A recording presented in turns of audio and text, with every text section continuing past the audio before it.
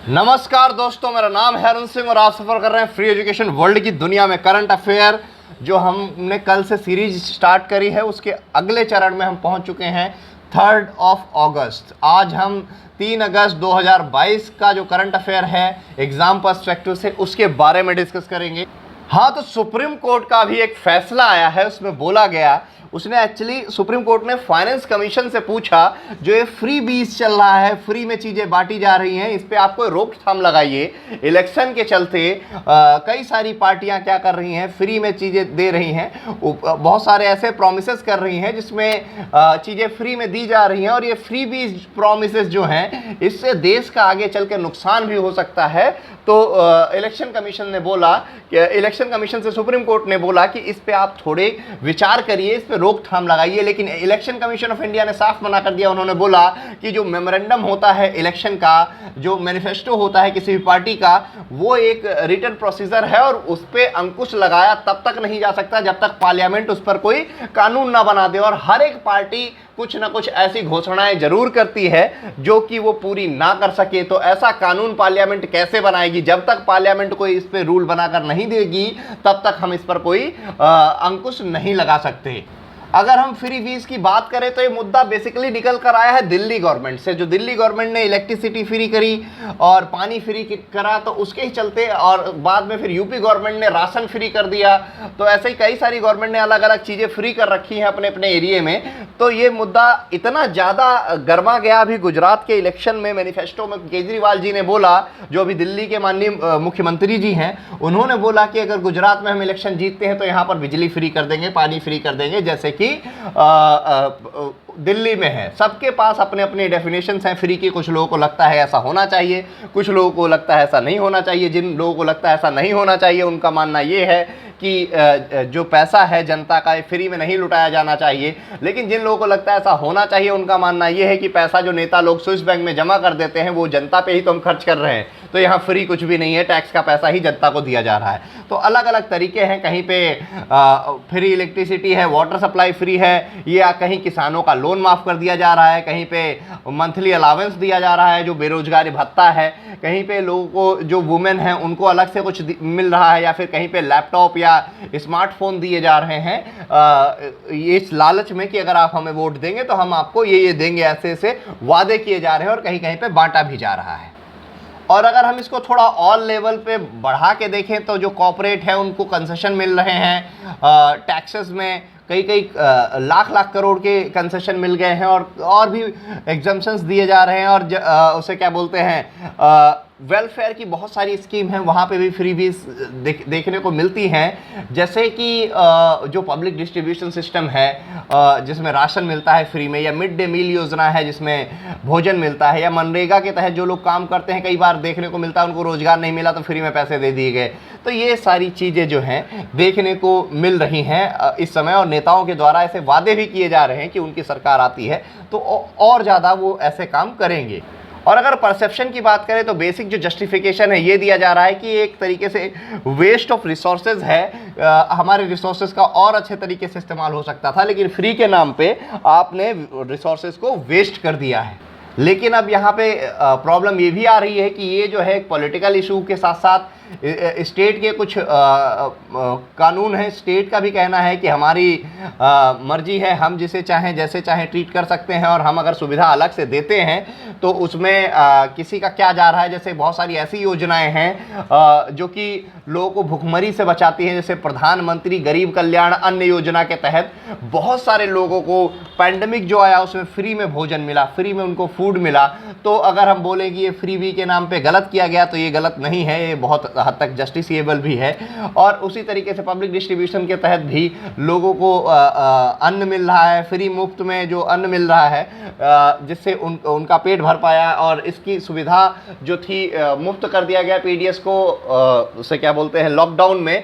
तो बहुत सारे लोगों को इससे राहत भी मिली है। तथा मिड डे मील स्कीम जो है इससे जो कुपोषण, बहुत ज़्यादा कुपोषण की समस्या थी बेसिकली उत्तर प्रदेश, बिहार, उड़ीसा, झारखंड वाले क्षेत्रों में, तो यहाँ पर जो कुपोषण से फाइट है, जो न्यूट्रिशन नहीं मिल पाता था बच्चों को, अब धीरे धीरे जो क्लासरूम हंगर है वो काफ़ी हद तक जो है घटा है मिड डे मील स्कीम के तहत।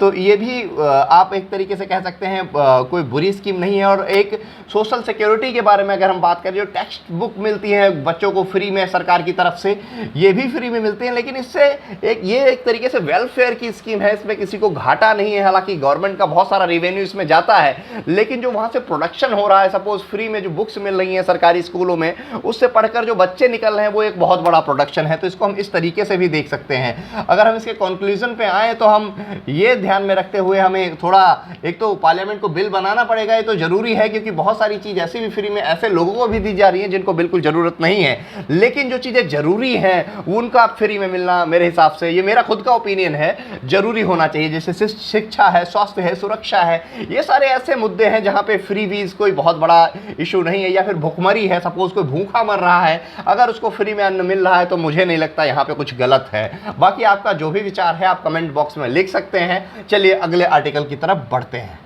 अगला जो आर्टिकल है वो नैन्सी पेलोसी को लेकर है। नैन्सी पेलोसी कौन है? ये यूएस में हाउस स्पीकर हैं। ये यूएस का जो पार्लियामेंट है, जिसको लोग कांग्रेस बोलते हैं, वहाँ पे स्पीकर हैं। तो ये अभी क्या किया इन्होंने, ये ताइवान चली गई हैं बिना चाइना के परमिशन के। पहली बार कोई यूएस का नागरिक ताइवान गया है।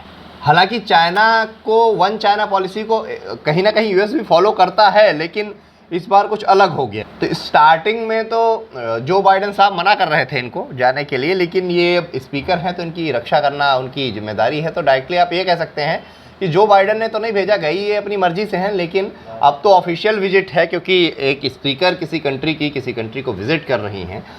तो ताइवान की प्रॉब्लम क्या है? अब ताइवान को चारों तरफ से घेर लिया है चाइना ने। चाइना कहता है कि यूएस ने उल्लंघन किया है, ये ताइवान है, ये आपका पीपल्स रिपब्लिक ऑफ चाइना है। तो उसे पीआरसी जो है, पीपल रिपब्लिक ऑफ चाइना, वो ताइवान को जो है चाइना का एक पार्ट मानता है। जबकि इवन बहुत सारे देश अब कंसीडर करते हैं कि ताइवान जो है वो चाइना का ही पार्ट है, लेकिन बहुत सारे देश ताइवान को एक इंडिपेंडेंट कंट्री भी कंसीडर करते हैं। यूएस उनमें से एक है। लेकिन यूएस का जो रहता है मामला थोड़ा गड़बड़ रहता है। कभी वो मान लेता है कि ये देश है, कभी कहता है कि अगर इस पर चाइना अटैक करेगा तो हम साथ देंगे, कभी बोलता है कि हमारा कोई मतलब नहीं है। तो यूएस का तो खैर चलता रहता है, ऐसे ही वो प्रेसिडेंट और पार्टी पे डिपेंड करता है। तो अभी यहाँ पे जो यूएस की पेलोसी हैं, नैन्सी पेलोसी, ये पहुँची हुई हैं ताइवान में, इनकी विज़िट थी, और चारों तरफ से चाइनीज़ नेवी ने घेर रखा है ताइवान को। और उसे क्या बोलते हैं, जो यूएस की एयरफोर्स है वो उस नेवी के ऊपर एयरक्राफ्ट अपने दौड़ा रही है, जिससे यूएस की जो स्पीकर हैं उन पे कोई नुकसान ना हो। तो बहुत हद तक पॉसिबिलिटीज़ हैं कि चाइना कहीं अटैक ना कर दे ताइवान के ऊपर। ऐसा हो सकता है। एक तरीके से चारों तरफ से घेर लिया तो जो ट्रेड है चाइना का, ताइवान का जो ट्रेड है वो बंद हो चुका है। बहुत हद तक जो ताइवान का जो ट्रेड था वो बंद हो चुका है इंटरनेशनल मार्केट में। और जो ताइवान का ट्रेड चाइना के साथ था, फ्रूट्स एंड वेजिटेबल्स का, सब्जियों का और फलों का, वो भी चाइना ने सैंक्शन लगा दिए हैं ताइवान के ऊपर। तो ताइवान हो सकता है, बहुत हद तक पॉसिबिलिटीज़ हैं। एक बहुत बड़ी मुश्किलों से गुजरे आने वाले कुछ दिनों में, जैसे यूक्रेन में हो रहा है, हो सकता है ऐसे क्राइसिस आ जाएँ ताइवान में भी, अगर चाइना अटैक करता है तो। एक सबसे बड़ी दुखद बात और हो जाएगी अगर अटैक होता है ताइवान के ऊपर भी चाइना के द्वारा। जो सेमीकंडक्टर चिप है, ये इसका सबसे बड़ा जो एक्सपोर्टर है वो ताइवान है। ये सबसे ज़्यादा ताइवान में एक्सपोर्ट होती है। अगर ताइवान पे अटैक होता है और सेमीकंडक्टर बिजनेस में फ़र्क और ज़्यादा पड़ता है, जैसा कि यूक्रेन और रशिया के वॉर के बाद पड़ा है, और चाइना में जब से कोरोना आया उसके बाद भी पड़ा था, तो उसके चलते क्या हुआ, गाड़ियाँ महंगी हो गई, मोबाइल फ़ोन महंगे हो गए, इवन गाड़ियों का प्रोडक्शन इतना कम हो गया, बहुत कम गाड़ियाँ बन रही, बहुत कम मोबाइल फ़ोन बन रहे हैं। तो उससे जो इलेक्ट्रॉनिक आइटम्स हैं या फिर जो व्हीकल्स हैं, इनका प्रोडक्शन कम होने की वजह से ये मार्केट में कम है, सप्लाई इनकी कम है और डिमांड ज़्यादा बढ़ी पड़ी है। तो इससे इनका जो है उसे क्या बोलते हैं, डिमांड पुल इन्फ्लेशन बोलते हैं इसको। इन्फ्लेशन इतना ज़्यादा बढ़ गया है, महंगाई इतनी ज़्यादा बढ़ गई है, लोग अफोर्ड नहीं कर पा रहे हैं। अब अगर ताइवान में भी ऐसा ही होता है, सेमीकंडक्टर बंद हो जाते हैं, तो मैन्युफैक्चरिंग कंपनियां जो है पूरे दुनिया की ऑलमोस्ट 80% काम बंद कर देंगी। तो क्या होगा, कॉस्ट कटिंग होगी, एम्प्लॉय निकाले जाएंगे, फिर लोग बेरोजगार होंगे, फिर भगाए जाएंगे। तो इसका ऑल्टरनेट इंडिया को भी ढूंढना पड़ेगा, इवन वर्ल्ड को भी ढूंढना पड़ेगा, क्योंकि यहाँ इंस्टेबिलिटी बहुत ज़्यादा है। तो अभी ताइवान में खतरा मंडरा रहा है, और सबसे ज़्यादा खतरा जो है वो सेमीकंडक्टर चिप को लेकर होगा। सबसे ज़्यादा खतरा पूरे विश्व को भी इसी चीज़ को लेकर होगा, और पूरा विश्व इसी बात को लेकर चिंतित भी हो रखा है। तो ये था चाइना और ताइवान तथा नैन्सी पेलोसी को लेकर। अगले आर्टिकल की तरफ बढ़ते हैं, ये इंडियन एक्सप्रेस का आर्टिकल है। अगला जो आर्टिकल है वो बात कर रहा है पब्लिक प्राइवेट पार्टनरशिप की हेल्थ सेक्टर में। हेल्थ सेक्टर में अगर हम पब्लिक प्राइवेट पार्टनरशिप की बात करें तो अभी बहुत कम है, लेकिन अब ये धीरे धीरे ग्रो कर रहा है पब्लिक सेक्टर में। कुछ एग्जांपल्स भी इन्होंने दिए हैं, जैसे टीबी है, ट्यूबरक्लोसिस जो है, प्राइवेट सेक्टर ने जब से ट्यूबरक्लोसिस में एंट्री करी है तब से ट्यूबरक्लोसिस में काफ़ी हद तक सुधार देखने को मिला है। और एक डेटा कहता है, नेशनल प्रिवलेंस सर्वे कहता है कि जो हाफ पेशेंट हैं टीबी के, उनके जो टीबी सिम्टम्स के जो पेशेंट हैं वो प्राइवेट सेक्टर से ही ठीक होते हैं। मतलब 50% जो पेशेंट हैं टीबी के वो उसे क्या बोलते हैं, प्राइवेट सेक्टर से ही ठीक होते हैं। एक्चुअली रीज़न ये है 50% की होंगे तो यहाँ आंकड़ा आता है 80%, 70 to 80%। लेकिन प्रॉब्लम क्या है, टीबी का जो पेशेंट है ज़्यादातर गरीब तबके का है, इसलिए वो सरकारी में ज़्यादा जाना प्रेफर करते हैं। लेकिन उसके बावजूद जो टीबी के पेशेंट ठीक होने का रेशियो है, लगभग 50% जो पेशेंट है टीबी का वो प्राइवेट सेक्टर में इलाज करा रहा है। The private provider interface agency खोली गई है, प्राइवेट प्रोवाइडर पीपीआईए बोलते हैं इनको। मुंबई महाराष्ट्र में खोली गई है, पटना बिहार में खोली गई है, और मेहसाना गुजरात में खोली गई है। और ये जो है एक नेटवर्क है इनका, इसमें प्राइवेट डॉक्टर्स हैं, केमिस्ट वाले हैं, लैब वाले हैं या हॉस्पिटल्स हैं, जिन्होंने एक स्टैंडर्ड मेंटेन कर रखा है कि एक स्टैंडर्ड को इंश्योर करते हैं ट्यूबरक्लोसिस केयर के लिए।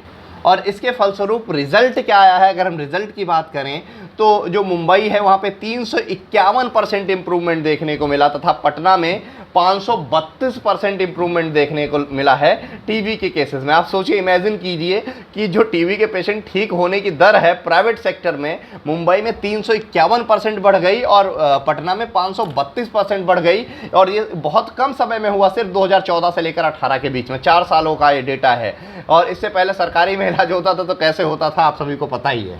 अलग अलग राज्य अलग अलग ऐसे प्रोग्राम चला रहे हैं, जैसे चिरंजीवी योजना प्रोग्राम है गुजरात का, जो कि private providers increase institutional delivery, ये इसमें भी प्राइवेट एंगेजमेंट करी गई है। हौसला साझेदारी इनिशिएटिव है, यूपी गवर्नमेंट का है।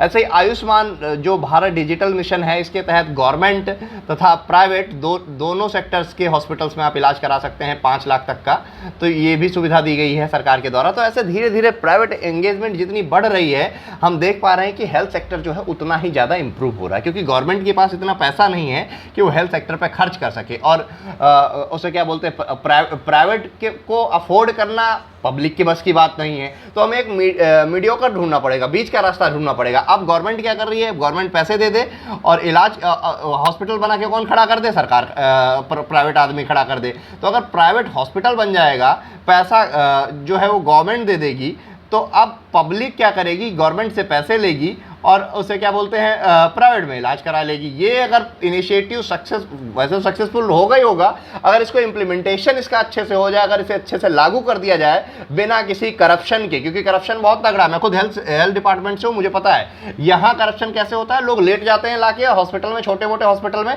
और बोलते हैं भैया हमें बुखार उखार को दिखा दो, 50,000 का बिल बना दो, 25,000 तुम ले लो, 25,000 हमारे। तो ये जो बेसिक लेवल पे करप्शन है, जो कि पब्लिक के अंदर तक घुसा पड़ा है, ऐसा पब्लिक को भी थोड़ा सोचना पड़ेगा। 25,000 50,000 जो आप ले रहे हो फ्री में सरकार से, ये पैसा टैक्स पेयर का पैसा है, ये गरीब आदमी का, जनता का पैसा है, इसको ऐसे हराम में मत खाओ। तो अगर ये विचारधारा जनता के अंदर भी आ जाती है, और मुझे लगता है इसको सही करने के लिए सबसे बड़ा जो हमारे पास जरिया है वो है एजुकेशन। अगर लोग पढ़े लिखे होंगे, समझदार होंगे, तो इस चीज को समझेंगे। चलिए अगले आर्टिकल की तरफ बढ़ते हैं। अब प्रीलिम्स रिलेटेड थोड़े से छोटे छोटे फैक्ट्स जानते हैं। पहला फैक्ट है 100% कोटा दे दिया गया है लोकल्स को, उससे क्या बोलते हैं, झारखंड गवर्नमेंट के द्वारा। सुप्रीम कोर्ट ने हालांकि इस बात पे बोला भी है ये आप कैसे कर सकते हैं, लेकिन जो गवर्नमेंट जॉब है वहां पे लोकल्स को 100% कोटा दे दिया गया है, उसे क्या बोलते हैं, झारखंड गवर्नमेंट के द्वारा। अगर हम कोटे की बात करें, रिजर्वेशन की बात करें, तो रिजर्वेशन एक तरीके से आर्टिकल 16 को जो है वायलेट करता है, आर्टिकल 14 को वायलेट करता है। आर्टिकल 14 कहता है कि उसे क्या बोलते हैं, राइट टू इक्वालिटी की बात करता है। आर्टिकल 16 कहता है equal opportunity in public employment, तो इसको भी वायलेट करता है। लेकिन 16 का क्लॉज 2 और क्लॉज 3 ये भी कहता है कि राज्य चाहे तो समय समय पर उसे क्या बोलते हैं, कानून में बदलाव करके और कुछ लोगों को प्रिविलेज दे सकती है, कुछ लोगों को सुविधाएं अलग से दे सकती है। और अगर रिजर्वेशन की हम बात करें तो इसकी शुरुआत, जो बेसिक शुरुआत हुई थी वो 1992 में हुई थी। वीपी सिंह की सरकार थी, उस समय पे आया था मंडल कमीशन। मंडल कमीशन में बोला गया पहली बार ओबीसी को रिजर्वेशन मिला था, जिसमें 50% रिजर्वेशन को बढ़ाकर कर दिया गया था। 50% रिजर्व सीटें और 50% जो है आपकी जनरल सीटें। और बोला गया था कि इंदिरा साहनी के केस में ये भी रखा गया था कि जो पिछड़ा तबका है, जनरल कैटेगरी का, इनको भी रिजर्वेशन मिलना चाहिए 10%। लेकिन सुप्रीम कोर्ट ने बोला कि रिजर्वेशन को 50% से ऊपर नहीं बढ़ाया जा सकता, तो जनरल कैटेगरी को रिजर्वेशन नहीं मिला था। जो आगे चलकर 2019 में ईडब्ल्यूएस कोटा बना, ईडब्ल्यूएस कोटा 2019 में फिर से गवर्नमेंट ने फिर से एक अमेंडमेंट किया, उसके तहत ईडब्ल्यूएस को भी अलग से रिजर्वेशन दिया गया। तो ये रिजर्वेशन के हालात हैं हमारे यहाँ पे। और हालांकि ऐसा कई सारे स्टेट्स हैं जहाँ पे जो 100% कोटा की बात करी गई है, जैसे कि आंध्र प्रदेश है, वहाँ पे भी 100% कोटा की बात करी गई है। हरियाणा भी कुछ ऐसे ही बोल रहा था, हरियाणा गवर्नमेंट की भी कुछ ऐसे ही तथ्य थे कि 100% जॉब सिर्फ हरियाणवी लोगों को देंगे गवर्नमेंट में। और आपको एक चीज़ और बता दूं, ये जो जॉब है ये लोअर क्लास की जॉब है, ये सिविल सर्विस लेवल की जॉब नहीं है कि तहसीलदार उन्हीं को बनाएंगे सिर्फ वहीं के लोग पे, ऐसा नहीं है। ये लोअर क्लास की जो 4th ग्रेड की या थर्ड और 4th ग्रेड की, सी और डी ग्रेड की जो जॉब्स हैं, इनके बारे में बात करी गई है। ये सिर्फ लोकल को दी जानी चाहिए। इसके बहुत सारे अच्छे और बुरे पहलू भी हैं, वो आप लोग कमेंट में लिख सकते हैं। वैसे मेरे हिसाब से अगर हम अच्छे पहलुओं की बात करें तो अच्छा पहलू ये है कि चपरासी की जॉब हो गई या फिर स्वीपर की जॉब हो गई, ये स्वीपिंग का काम या फिर चपरासी का काम या जितने भी 4th क्लास जिसको बोला जाता है, वो जॉब जो है वो वही आदमी अच्छे से कर सकता है जो वहाँ की रीजनल लैंग्वेज समझता है। अगर कोई मान लो पंजाब में कर्नाटका का आदमी आके स्वीपर का काम करता है तो उसे पता ही नहीं होगा यहाँ झाड़ू का मतलब क्या होता है, यहाँ झाड़ू क्या होता है। तो ये सब चीज़ें हैं, इसलिए और दूसरी बात, जो निचला तबका है वो बाहर जाके माइग्रेट करता है, अपनी जॉब करता है। जैसे अगर दिल्ली एनसीआर में देखें तो ज़्यादातर जो उसे क्या बोलते हैं जॉब है इस लेवल का, इस स्वीपर का जो काम है वो गरीब प्रदेश से आए हुए लोग करते हैं, या फिर गरीब तबके के लोग आकर करते हैं। यूपी, बिहार, उड़ीसा, झारखंड, वेस्ट बंगाल, यहाँ के बहुत सारे जो लोग दिल्ली एनसीआर में या फिर मुंबई में आपको मिल जाएंगे जो स्वीपर वगैरह का काम करते हैं या फिर चपरासी का काम करते हैं। तो उनको अपने निजी क्षेत्रों में भी काम मिल जाया करेगा, इसका ये भी एक बेनिफिट है।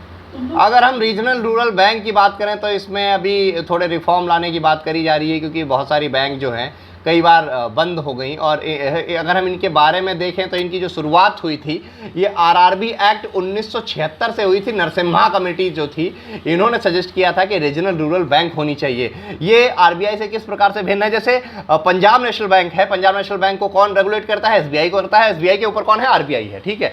तो एसबीआई सारे बैंकों का बाप है, उसके बेटे पंजाब और यूनियन ये सारे बैंक हैं, और उसके जो पोते हैं वो प्राइवेट बैंक है, एक तरीके से आप ऐसे कह सकते हैं। लेकिन जो आरआरबी हैं, जैसे प्रथमा बैंक हो गई, ये प्रथमा ग्रामीण बैंक हो गई, या इलाहाबाद क्षेत्रीय ग्रामीण बैंक हो गई, लखनऊ क्षेत्रीय ग्रामीण बैंक हो गई, मेरठ क्षेत्रीय ग्रामीण बैंक हो गई, ये जो क्षेत्रीय बैंकें हैं ये बैंकें इसलिए खोली गई थी। नरसिम्हा कमेटी ने ये सजेस्ट किया 1975 में, जब बैंकों का नेशनलाइजेशन हो रहा था, राष्ट्रीयकरण हो रहा था, तो इंदिरा गांधी गवर्नमेंट थी उस टाइम पे, इंदिरा गांधी गवर्नमेंट, उसके बाद मोरारजी देसाई जी की गवर्नमेंट आई थी। इन गवर्नमेंट्स को ये सजेस्ट किया गया कि जो बैंकिंग सेक्टर है इसका इस्तेमाल ग्रामीण लोग बहुत कम कर पाते हैं, उनको पता ही नहीं बैंक में कैसा पैसा रखा जाए, और गाँव में उस समय डकैती वकैती का माहौल था, तो पैसा सेफ कैसे बैंक में रखा जा सके और बैंक पे भरोसा कैसे किया जाए, क्योंकि जो सेंट्रल लेवल के बैंक थे वो केवल बड़े शहरों में हुआ करते थे, गांव में कोई पंजाब नेशनल बैंक या स्टेट बैंक ऑफ इंडिया नहीं थे। तो उसके चलते बोला गया कि एक रीजनल रूरल बैंक खोलते हैं, आरआरबी जिनको बोला गया। तो ये क्षेत्रीय बैंक है, इसमें जो केंद्र सरकार है, सेंट्रल गवर्नमेंट ने बोला कि 50% साझेदारी हमारी, और कंसर्न्ड स्टेट बैंक जो होगी उसकी कंसर्न्ड स्टेट गवर्नमेंट होगी 15% साझेदारी उसकी, और स्पॉन्सर्ड जो बैंक होगी उसकी 35% साझेदारी। तो ऐसे करके ये आरआरबी बनाए गए। सपोज मान लो इलाहाबाद क्षेत्रीय ग्रामीण बैंक है, ठीक है। अब इलाहाबाद क्षेत्रीय ग्रामीण बैंक में केंद्र सरकार का 50% पैसा लगा है, ठीक है, साझेदारी है, और जो यूपी गवर्नमेंट है उसका 15% लगा हुआ है, और जो इलाहाबाद बैंक है उसका 35% पैसा लगा हुआ है। इस प्रकार से इलाहाबाद क्षेत्रीय ग्रामीण ग्रामीण बैंक का निर्माण होता है। तो इन्होंने बहुत ज़्यादा उसे क्या बोलते हैं, बैंकिंग सेक्टर को इम्प्रूव करने में एक बहुत बड़ी भूमिका निभाई। और जो किसानों से बैंकों का एक तरीके से डायरेक्ट कनेक्शन हुआ वो सिर्फ आरआरबीज के आने के बाद हुआ। उससे पहले जो था किसानों का डायरेक्ट कोई कनेक्शन नहीं था, बैंक से इतना ज़्यादा कनेक्शन नहीं हो पाता था। इनका 2 अक्टूबर 1975 को इनकी स्थापना करी गई थी। पहली बैंक जो थी वो प्रथमा ग्रामीण बैंक थी। ये डायग्राम है, एक बार हम इस डायग्राम से समझ सकते हैं। आरबीआई सबसे ऊपर आता है, फिर आती है शेड्यूल्ड बैंक, फिर आती है अनशेड्यूल्ड बैंक। शेड्यूल्ड बैंक वो हैं जो आरबीआई के शेड्यूल में है, जैसे एसबीआई, पीएनबी वगैरह। अनशेड्यूल्ड बैंक वो हैं जो एनबीएफसी वगैरह होती है, नॉन बैंकिंग फाइनेंशियल कॉर्पोरेशन, जैसे एलआईसी है। एलआईसी जो बैंक का काम पूरा करती है लेकिन बैंक नहीं होती, ये अनशेड्यूल्ड बैंक में आती हैं। फिर शेड्यूल्ड बैंक जो हैं ये 2 तरीके से डिवाइडेड होती हैं, कॉमर्शियल बैंक और फिर कोऑपरेटिव बैंक्स। फिर जो कॉमर्शियल बैंक्स हैं, कोऑपरेटिव बैंक्स जो होती हैं किसी दूसरी संस्था के साथ कोऑपरेट करके बनाई जाती हैं, जैसे नाम से ही आपको पता चल रहा है। ये इकोनॉमी के मैं लेक्चर अभी शुरू करने वाला हूँ, इकोनॉमी में पूरा डिटेल बैंकिंग सेक्टर पढ़ाऊंगा, अभी नहीं एक्सप्लेन कर सकता। कॉमर्शियल बैंक में जो है पब्लिक सेक्टर बैंक्स आती हैं जो कि सरकारी हैं, एसबीआई एसोसिएट या other national bank, other public sector banks. फिर प्राइवेट सेक्टर बैंक्स आती हैं, फिर फॉरेन सेक्टर बैंक्स आती हैं, फिर रीजनल रूरल बैंक आती हैं। ये आरआरबी क्या है, ये एक शेड्यूल्ड कॉमर्शियल बैंक है। जीएसटी कलेक्शन बढ़ गया है भैया हमारा। जीएसटी कलेक्शन कितना बढ़ गया, 28% जो है जीएसटी कलेक्शन बढ़ गया है। 1.5 लाख करोड़ जीएसटी कलेक्शन पहुंच गया इस जुलाई में। और इसके कारण भी कुछ बताए जा रहे हैं, जैसे कि इन्फ्लेशन बहुत ज़्यादा है, महंगाई बहुत ज़्यादा है, और इकोनॉमिक रिकवरी बहुत अच्छे से हो रही है, रूल पे अच्छे से काम करा जा रहा है, स्ट्रिक्ट एक्शन लिए जा रहे हैं। जीएसटी के बारे में अगर हम बात करें तो एक सेंट्रल टैक्स है जो कि जिसने बहुत सारे टैक्स जो थे उनको हटाकर एक सिंपल टैक्स बना दिया गया। 101वां जो था 101st कॉन्स्टिट्यूशनल अमेंडमेंट एक्ट था गवर्नमेंट ऑफ इंडिया का, जिसको 1 जुलाई को लागू करा गया था हमारे देश में। अगर जीएसटी के बारे में मोटा मोटी ध्यान दें तो इसमें क्या है, हाई वर्किंग कैपिटल है, इनपुट टैक्स क्रेडिट है, लिमिटेड कॉम्प्लायंस है, ट्रांसपेरेंसी है, लेस टैक्स लायबिलिटी है, नो कास्केडिंग इफेक्ट्स है। कोई कास्केडिंग इफेक्ट नहीं होते कि बाद में कुछ गड़बड़ी हो जाए। सारा चीज़ें जो हैं पैटर्न, सारी की सारी चीज़ें पैटर्न से चलती रहती हैं। अगला जो है वो लोकल रिजर्व के बारे में बात कर रहा है। छोटा सा आर्टिकल है, था तो मैंने यहाँ पे डाल दिया। ये बात कर रहा है कि हमारे पास जो लोकल रिजर्व हैं हमारे वो कितने हैं। तो अगर हम देखें तो 352 बिलियन टन हमारे पास जो हैं टोटल रिजर्व्स हैं अभी जियोलॉजिकल रिसोर्सेज के हमारी कंट्री में। और ये उसे क्या बोलते हैं, 5th प्लेस पे आते हैं हम जियोलॉजिकल रिजर्व्स की अगर हम बात करें तो पूरे वर्ल्ड में 5th प्लेस पे हमारा स्थान, 5वां स्थान हमारा है। हमारे पास जो कमी है वो कोल में थोड़ा कमी है, वो हमारे पास इतना नहीं है। बाकी हमारे पास बहुत सारी चीज़ें बहुत ज़्यादा अमाउंट में हैं। एनिमल हेल्थ के बारे में अगला आर्टिकल है। हम एनिमल हेल्थ पे बिल्कुल ध्यान नहीं देते, जबकि इंडिया में 1.6 बिलियन जो उसे क्या बोलते हैं पॉपुलेशन है हमारी, उसमें से 280 मिलियन जो है फार्मर, वो किस पे डिपेंड करते हैं, जानवरों पे डिपेंड करते हैं। हमें इस पे ध्यान देने की बहुत ज़्यादा आवश्यकता है। इसके लिए हमें जो हैं प्रोडक्ट, जो डेयरी प्रोडक्ट हैं उनकी जो बिक्री है और जो एनिमल हस्बेंड्री से जुड़े हुए सोर्सेज हैं उन पे ध्यान देने की बहुत ज़्यादा आवश्यकता है। इसको लेकर इश्यूज जो हैं, जूनोटिक डिसीज़ हैं वो फैलती रहती हैं, इन पे हेल्थ पॉलिसीज़ जो हैं ह्यूमन सेंट्रिक पॉलिसीज़ हैं ज़्यादातर ज़्यादा, एनिमल सेंट्रिक कोई पॉलिसीज़ नहीं होती। और जबकि जानवरों में भी बहुत सारी बीमारियाँ होती हैं, हमें एनिमल हेल्थ पे ध्यान देना चाहिए, क्योंकि हमारे देश का एक बहुत बड़ा तबका 280 मिलियन जो फार्मर हैं वो जानवरों पे निर्भर हैं कहीं ना कहीं, डायरेक्टली और इनडायरेक्टली। और अगला एस्ट्रोबी है। इतना कुछ पढ़ने की ज़रूरत नहीं है एस्ट्रोबी के बारे में, बस इतना जान लीजिए ये एक फ्लाइंग रोबोटिक सिस्टम है। एक ऐसा रोबोट है जो कि उड़ेगा, ये नासा की खोज है। ये इसका डायग्राम है, ये उड़ेगा, एक ऐसा रोबोट बनाया है नासा ने जो उड़ सकता है। तो ये था आज का मोटा मोटा करंट अफेयर। आई होप आप लोगों को बहुत चीज़ें मैंने कवर कर दी होंगी, और अगर कुछ रह गया तो उसके लिए क्षमा चाहता हूँ। आगे वाले लेक्चरों में और भी चीज़ें मैं कवर करने की कोशिश करूँगा। जितने पॉइंट्स मुझे मिले मैंने ऑलमोस्ट सारे के सारे कवर किए हैं। और इसी तरीके से मेरे वीडियोस देखने के लिए मेरे चैनल को सब्सक्राइब कीजिए और वीडियो को लाइक कीजिए, तथा एक समृद्ध और जागरूक भारत का निर्माण करने में मेरी मदद कीजिए। जय हिंद, जय भारत।